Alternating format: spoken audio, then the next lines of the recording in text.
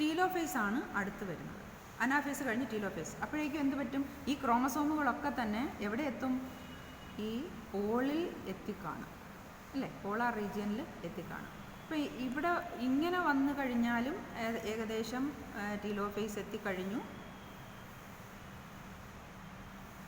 അതല്ല എങ്കിൽ ടീലോഫേസ് നോക്കിക്കഴിഞ്ഞാൽ രണ്ട് സൈഡിലും രണ്ട് പോളിലായിട്ട് ഇതുപോലെ കോൺസെൻട്രേറ്റ് ചെയ്ത് കിടക്കുന്ന രീതിയിൽ നമുക്ക് കാണാൻ സാധിക്കും. ഇത് രണ്ടിനെയും, ഇത് ശരിക്കും പറഞ്ഞാൽ ഏറ്റവും അങ്ങേറ്റത്തെ ടീലോഫേസ് ആണ് ഈ ഇങ്ങനെ ഒരു കണ്ടീഷൻ വരുന്നത്. ടീലോഫേസ് തന്നെയാണ്, അല്ല സോറി, അനാഫേസാണ്. ഏറ്റവും ലേറ്റായിട്ടുള്ള അനാഫേസാണ് ഈ കാണിച്ചേക്കുന്നത്. ഇതങ്ങ് ഈ റീജിയനിൽ എത്തിക്കഴിയുമ്പോൾ ഇങ്ങനെയായിരിക്കും ഇരിക്കുന്നത്. ഇതിനെ നമുക്ക് ടീലോഫേസ് എന്ന് നമ്മൾ പറയും. ഇത് ഇങ്ങനെ അറ്റത്ത് വന്ന് ഇവിടെ ഇങ്ങനെ കോൺസെൻട്രേറ്റ് ചെയ്ത് കഴിഞ്ഞാൽ ടീലോഫേസ് എന്ന് പറഞ്ഞാലും വലിയ കുഴപ്പം വരുന്നില്ല. പക്ഷേ ഇത് അനാഫേസ് കംപ്ലീറ്റ് ചെയ്തിട്ടും ഇല്ല എന്ന് മനസ്സിലായി. ഇതൊക്കെ ഡിഫറെൻറ്റ് സ്റ്റേജസ് നമുക്ക് ഇതിനകത്ത് കാണാൻ സാധിക്കും. അതുകൊണ്ടാണ് ഞാനിങ്ങനെ പറഞ്ഞേക്കുന്നത്. അപ്പം നമുക്ക് ഇപ്പോൾ ചെയ്ത് വെച്ചേക്കുന്ന സ്റ്റെയിൻ ഏകദേശം പിടിച്ചു കാണും. നമുക്കപ്പോൾ ഇനി അവിടേക്ക് പോകാം. ഇതിൻ്റെ ഇടയിൽ ഈ സെല്ലുകളുടെ സ്റ്റേജ് പറഞ്ഞാൽ മനസ്സിലായല്ലോ. അപ്പോൾ പ്രോഫേസ് ഞാനിവിടെ കാണിച്ചില്ല, അതും കൂടെ ഒന്ന് കാണിച്ചേക്കാം. പ്രോഫേസ് എന്ന് പറയുമ്പോഴത്തേക്ക് നമുക്കറിയാം സെൽ മെംബ്രെയിനും ന്യൂക്ലിയർ മെംബ്രെയിൻ അതൊക്കെ ഇങ്ങനെ ഡിസപ്പിയർ ചെയ്തു പോകുന്നതായിട്ട് ആണ് നമ്മൾ പഠിച്ചിട്ടുള്ളത്. ന്യൂക്ലിയർ മെംബ്രെയിനും അതുപോലെ തന്നെ ന്യൂക്ലിയോലസും ഒക്കെ പോകുന്നുണ്ടാവും. അപ്പോൾ ഇവിടെയുള്ള ക്രോമസോമുകളെയൊക്കെ നമുക്ക് ഒരുപാട് ഇങ്ങനെയൊക്കെ കിടക്കുന്നതായിട്ടേ കാണാൻ പറ്റത്തുള്ളൂ. അപ്പോൾ അതാണ് പ്രോഫേസ് എന്ന് പറയുന്നത്. പ്രോഫേസ് ഇത് മെറ്റാഫേസ്, ഇത് അനാഫേസ്.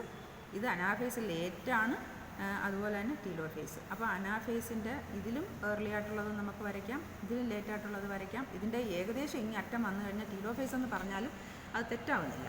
അപ്പോൾ ഇതാണ് യഥാർത്ഥത്തിലുള്ള ടീലോഫേസിലേക്ക് പോകുന്ന ഈ രണ്ട് റീജിയനിൽ ഇങ്ങനെ ഉണ്ടാവും. ഇതേ സമയം നോക്കിക്കോ, ഈ ഭാഗവും കൂടി ഇങ്ങനെ എന്താണ് സെൽ മെംബ്രെയിനും കൂടെ ഡിവൈഡ് ചെയ്ത് തുടങ്ങും. എന്നാലല്ലേ ഇത് രണ്ട് സെല്ലായിട്ട് മാറത്തുള്ളൂ അല്ലേ?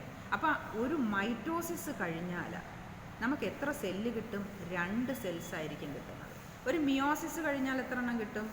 മിയോസിസ് കഴിഞ്ഞാൽ 4 സെൽസ് കിട്ടും. അതാണ് അതിൻ്റെ ഡിഫറൻസ്. മൈറ്റോസിസ് കഴിഞ്ഞാൽ 2 സെൽസും മിയോസിസ് കഴിഞ്ഞാൽ 4 സെൽസും ആയിരിക്കും കിട്ടുന്നത്.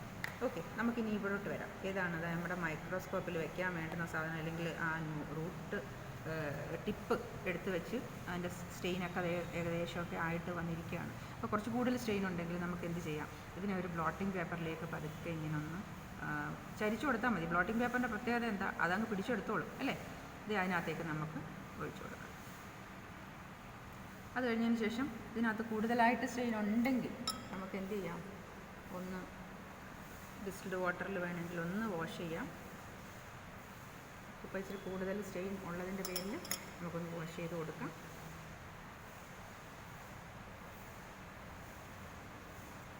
ഇനി നമ്മൾ ചെയ്യേണ്ടത് എന്താണെന്നറിയാമോ? കവർ സ്ലിപ്പ് ഇടുകയാണ് ചെയ്യേണ്ടത്. ഇവിടെ കവർ സ്ലിപ്പ്